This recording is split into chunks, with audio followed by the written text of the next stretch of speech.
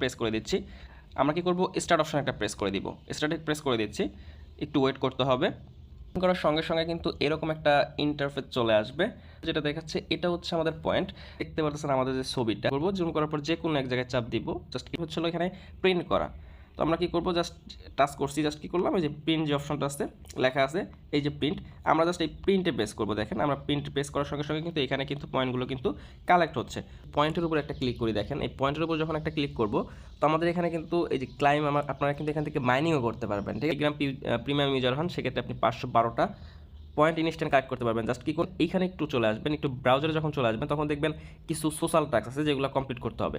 Complete হওয়ার পর not pixel চ্যানেলে ক্লিক করলাম, আমরা নট পিক্সেল চ্যানেলে জয়েন করে নিব।